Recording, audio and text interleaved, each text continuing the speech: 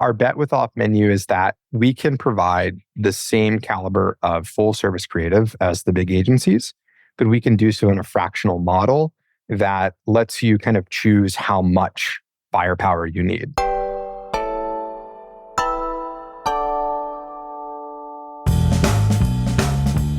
Hello and welcome to Confessions of a B2B Entrepreneur. My name is Tom, your host, and today we have a big episode. We have Hunter Hammond. You may be following him on Twitter. You may know of the company he's building with Sahil Bloom. It's a kind of venture builder / holding company called Assembly, where they are constructing, well, initially created a business, but now more creative / marketing service companies, and growing them through their own audience and also through creating awesome experiences for their customers. We talk about the strategy behind this, what they're doing, how they're finding customers, how they're keeping customers happy with Hunter. Before we jump into that, quick shout out to Fame, who's the company that's producing this show. If you like a show like this for your B2B brand, go to fame.so, request a proposal. Let them know that you heard of them through this podcast, and I'll make sure that they look after you in that process. So let's jump into this episode with Hunter right now. Hunter, welcome to the show. Thanks for having me, Tom. I want to kick off because you guys in the past year have done some like big things. And typically when I see that, it's because there's not a quiet period, but a period before where the people that are doing the big things have learned a lot. And for me, it seems like Everest, which was a business that you started, I think 8 years ago, could have been the place where you learned a lot. Would you agree? And what did you learn? I would agree to a degree. We certainly learned a lot with Everest, but it wasn't my first kind of agency. I'd already sold one before that. Everest was a little different to where I wanted to go back to the roots and just focus on primarily like design for startups. And then very quickly learned that like I personally just don't have enough of like the deep seated like SF kind of connections to really do the interesting things. So we started kind of fighting our way into more of the enterprise and doing a lot more of like digital innovation consulting for big companies. So our thesis was like, how do we take a lot of that very kind of San Francisco, like consumer focused design mentality to enterprise projects? And so Everest had a lot of success doing that. And that was also the first time of working with huge Fortune 500 companies, not on smaller projects, but on like multi-year, multi-million-dollar long kind of engagements. So definitely a lot of really interesting learnings from that. But I wouldn't say that those necessarily were things that I took and applied to what we've been doing with Assembly. Whereas I'd say that Assembly was more of an antithetical approach to everything that Everest had done. Yeah. And this is what I've learned recently is that there were parts of Everest that you didn't really like. And so this is the outcome of that was building Assembly, which has a lot of the parts that it doesn't have. What was it about the Everest model that you didn't like? There were a lot of things I liked about it. Good margins, good business, good team, amazing people. But the downsides of that model, when you get into the high stakes of like, let's say an agreement, for example, an SOW is going to be, for example, we had one customer where we had a total of, I think it was 22 SOWs completed with them before we left. So you're constantly stacking these things up and kind of continuing to focus on expansion opportunities and how you're doubling down on other opportunities. And you have this like crazy long sales cycle that leads up to that. And then when you're inside of that large of an organization, you're trying to do that much work. Well, ultimately, you become kind of crucial to a lot of their North Star initiatives. And then you kind of get embroiled in their own internal like politics. And there's a lot of great companies that navigate that. I mean, obviously, like look at the big 5 consulting companies. There's a lot of other kind of, let's call it 50 to 100 million in revenue consulting companies that do that very artfully. But the individuals that typically are running that, kind of their sales leads, their account managers, are the suit and tie, smooth talkers. I'll say yes to everything to close the deal. And that just isn't me. And so kind of trying to force myself to operate that way and kind of have to put on the smile and navigate those things just became very tiring very quickly. So the business evolved into something that maybe wasn't suited to what you wanted to do. Yeah, I think that's right. Got it. So let's fast forward now. Well, it's about a year ago that you launched Assembly, right? Yeah, I think we just crossed the year mark maybe a few days ago. And for the people listening, Assembly, well, actually, maybe you should explain it instead of me. Sure, yeah. Assembly started as essentially an experiment to say if we partnered with a handful of our friends that happen to have pretty big audiences and rolled out a handful of different service businesses in quick succession, what kind of progress could we make? What could we learn? So we started off and pretty aggressively, I don't remember the exact number off the top of my head. It was 6 or 7 different businesses we rolled out within like the first 6 months that all grew quite quickly.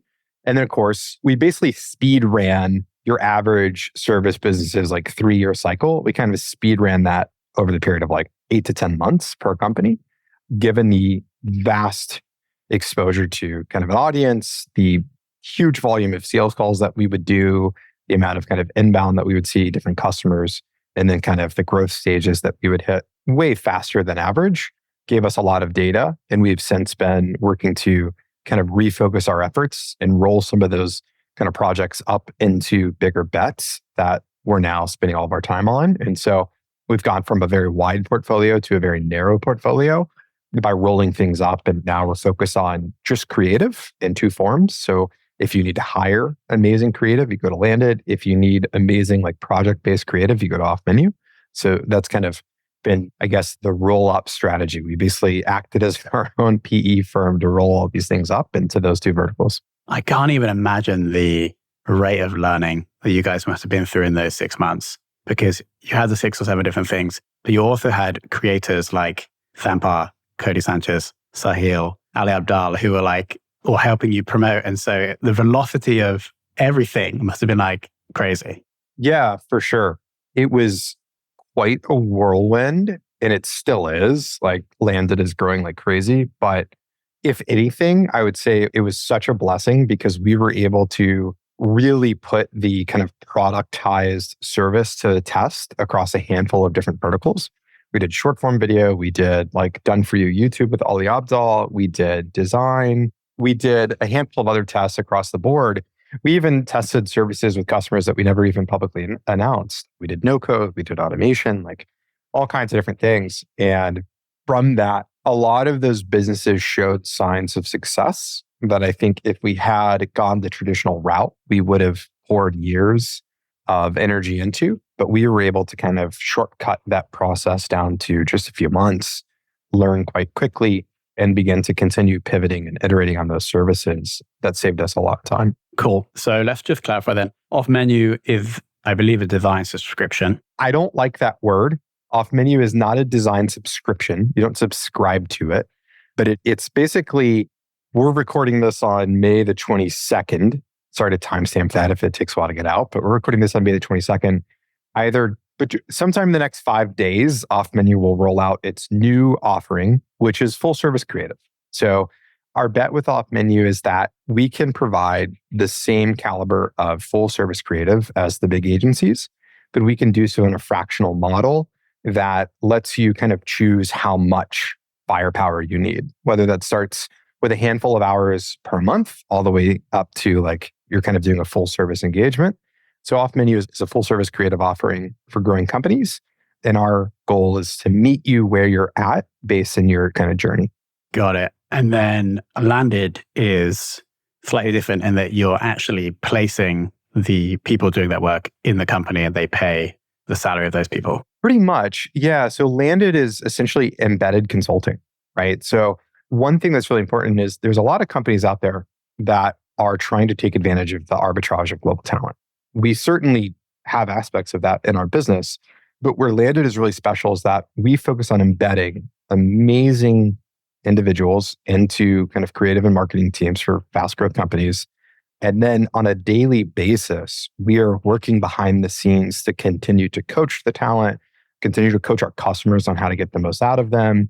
We get on the ground and help kind of consult on process and how to run kind of projects, how to optimize the way that you're kind of thinking about delegation. Like it's a very involved process to where customers are definitely, yes, paired up with full-time talent that they pay a flat rate to us for. And then the talent typically sees around 50 to 60% of that. And then the rest kind of gets rolled up into the simple things like payroll and compliance and things like that.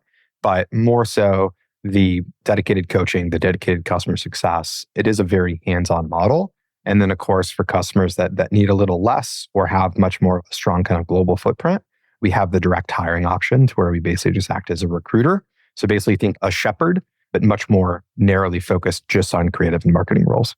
Makes total sense. So I want to dig into two parts on each of them if possible, the creator side and then the operator side. So on the creator side, do we have specific creators like assigned to each of these companies, aside from yourself and Sahil, obviously, who also are promoting them? No, we've moved completely away from that model. Interesting. Okay, so it's just, well, it's still kind of creator led there, right? Because both of you have significant audiences, but it's just no external creators. I mean, Sahil definitely has a significant audience. I mean, his is in the millions. I have 20,000 followers on Twitter. So I'm certainly not a creator. Sahil is that's really his focus is on writing. And he's got a book coming out in February that's going to probably push him into the stratosphere. But I would say that our original thesis, and I haven't talked about this yet, we've yet to release any of this, so we'll do it now. Our original thesis was that there's enough activation energy in a creator's audience to power a service business. And while that's certainly true, what we've found is it really isn't that closely overlaid with what we would deem to be our ideal customer profile for most of the businesses, right? So I think where we're at, especially with the service business, is instead making sure that each company can benefit from the brand exposure that comes from an audience, but it isn't necessarily relying on that audience to drive growth. Makes sense. I think that also aligns with something I've heard you say before, in that what you guys wanted to focus on, or what you guys realized also from the first companies, is that yes, you can get a pop of new customers from any creator, whether it's internal or external. But actually what you want to do is make sure that they have an incredible experience. So you start driving word of mouth and referrals. That's right. Cool. Makes total sense. And it also is very aligned with how I think business works. I have a deep belief retention is the foundation of growth. So very aligned. I could not agree more. Retention and expansion, I think, are two of the most important North Star metrics that a lot of, I don't want to say companies because that's not true, but a lot of first-time founders, especially in the kind of services space, just completely ignore. Makes total sense. Okay, let's switch over to operations. Are you the kind of core ops person for both of these? I understand you have a COO who probably is playing a role as well. Yeah, so this has been one of the biggest pain points for me the past year. Because we moved so fast and we would, for a period of, like I said, 6 months there, every 30 days, there was a new company kind of coming online. So I carried a lot of the weight of just how operations works. Fortunately for us, we were kind of copy pasting a playbook over and over and over again. But now that we've gone away from these quick hits or these little pops into two companies that are growing at a good rate, that are respectively, they're each on a trajectory to be quite big businesses, Landed obviously being much bigger. The important thing now for us is to focus on kind of our ops team, our leadership team, and really properly delegating at a leadership level. Whereas over the past 12 months, we've moved so fast that that's been very difficult to do. I do have a great COO, Christian, over at Off Menu. And then I have a fantastic chief of staff named Josie, who helps me across the board. And she's kind of taking on more of a COO role now, Landed. She also helped me co-found that business, which is really special. So yeah, I mean, I think that it's huge to have people that I trust. And now that we're pretty narrowly focused just on those two things, we're certainly building more of a leadership team around them. Do you think your ideal role, let's say we just have these two for the next, say, 2-3 years, would your ideal role be to have a GM or a COO running the day-to-day ops of each of those, and you're maybe CEO of Assembly overseeing them? Essentially, yes. I certainly am a big believer in the visionary integrator model. So I think having a really strong integrator is good, but also that's a space that I think I thrive in up to a certain point. For Landed, for example, I'm very involved. I'm on our recruiting stand-up calls every day. I know every little detail that's happening in that business. And I'll probably remain in the weeds up to about, let's say, 5 million in revenue, roughly. So kind of coming to the end of this year, going into Q1 of next year, based on our current trajectories, where I'll kind of start to step away into more of a visionary role. And we'll have the right people in place to kind of run the company day to day. And then Off Menu, I'm not super involved with Off Menu on a day-to-day basis. That team is they're an efficient machine. And Christian and Petter, my two partners over there that I've worked with for years, are able to run things. I help with kind of looking at the macro landscape of what I think is happening in service or design, and then helping the business shift its model to best fit that. Makes total sense. Okay, awesome. So pivoting away from the creator model, we have these two longer term plays. Do we have anything on the horizon for a third one, or are we just focused on the two at the moment? It's a great question. I am laser focused on what we're doing now. So basically 100% of my time is going into Landed. Not to go with the whole like landed sailboat pun, but like one of the best things that we've been able to do is that a rising tide kind of raises all boats, right? So Landed's growth very directly impacts the growth of off menu in a positive way and vice versa. So I'm very focused there. We do have a meaningful investment and equity stake in the SaaS product called Brew, which is being rebranded currently to Orchestra. There's so much fantastic stuff coming down the pipeline for that. So that's a fun little thing for us to kind of continue to experiment. And then there's some other conversations we're having about places to where off menu can lend its expertise on a kind of service for equity basis. And we might make a handful of small investments, but no, our focus is pretty singular on Landed and off menu right now. Makes total sense. Can you go into how the growth of each of them affects the other? Great question. We have a lot of customers for off menu, for example, and this is happening in real time to where they'll come in, off menu will help them really go 0 to 1. So stand up everything from their brand, their storytelling, their site, kind of any ongoing creative needs that they have. But then they're ready to transition away from that kind of $15,000 price point and say, okay, hey, we're ready to hire full time. And then at that point, we can transition them to say, hey, Landed can help you find an amazing UI UX designer in Latin America, for example. And then companies can find somebody really great and still take advantage of huge cost savings. Or we have companies that will kind of come into Landed and say, hey, we need a great video editor or SEO specialist or social marketer, whatever it is. And then they'll kind of come back to us and say, actually, we have this kind of initiative that we need right now. Can you guys help us there? And that's an easy way to funnel somebody over to Landed.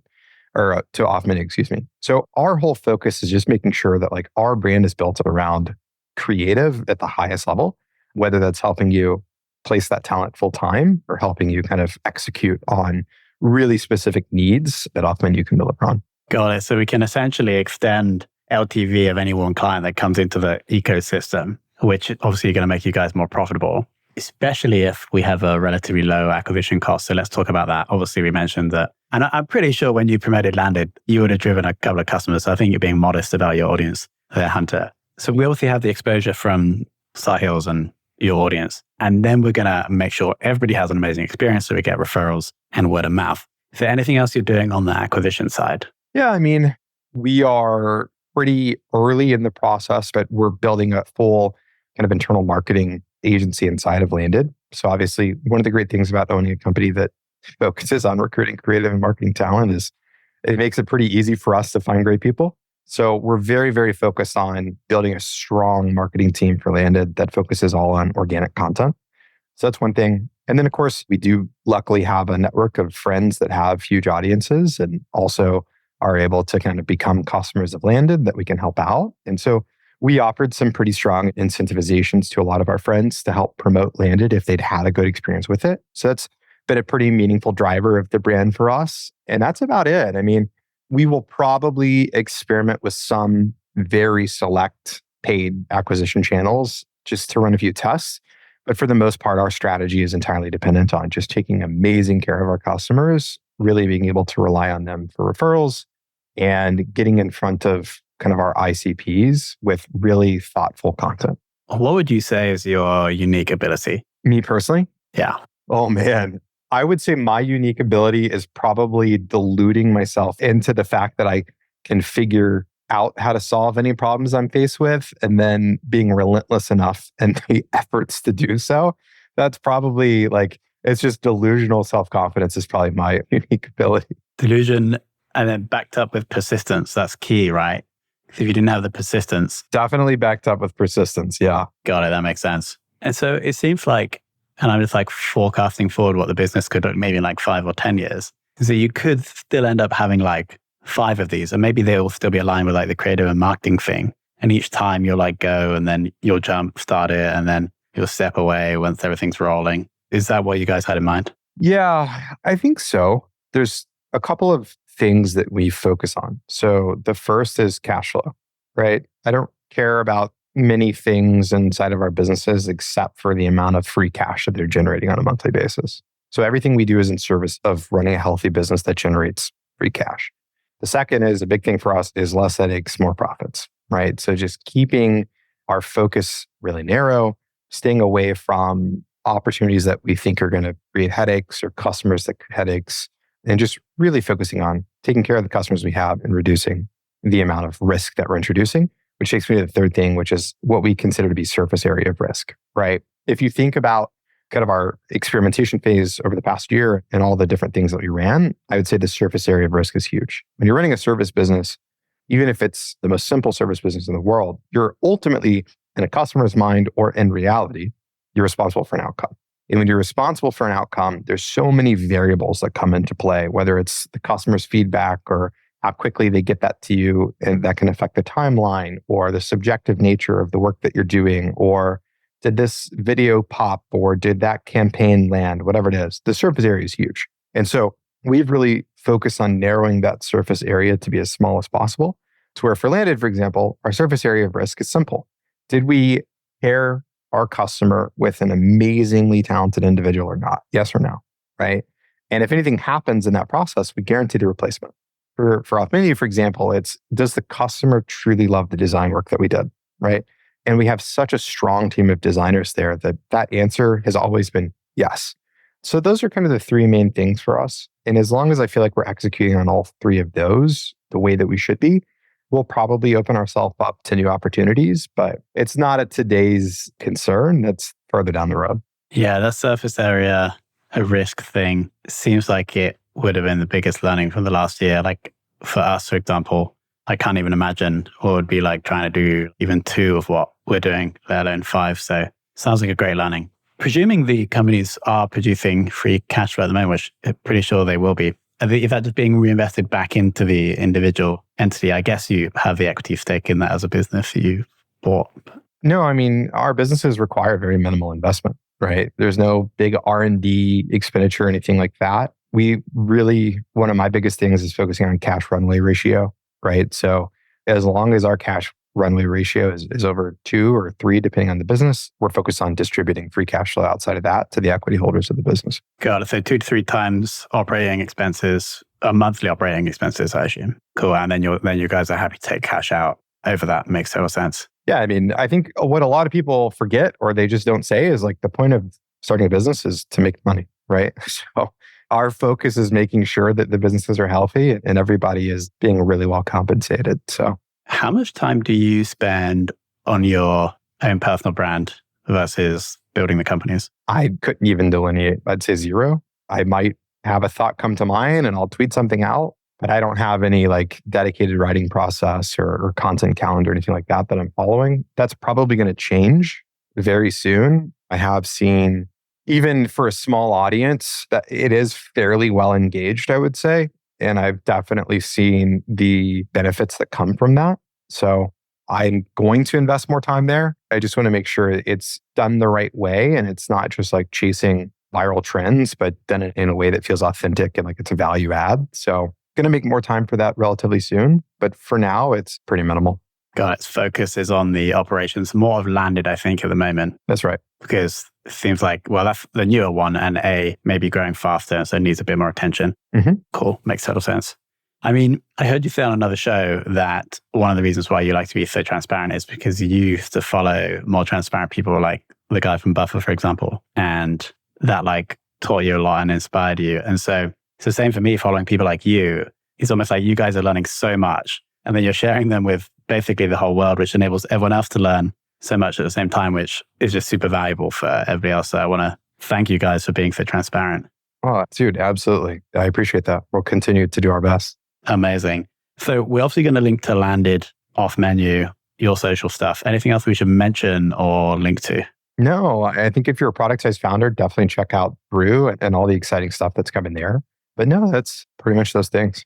Got it. We'll also link to Brew. Hunter, thank you so much for coming on. Yeah, absolutely. Thanks for having me, Tom.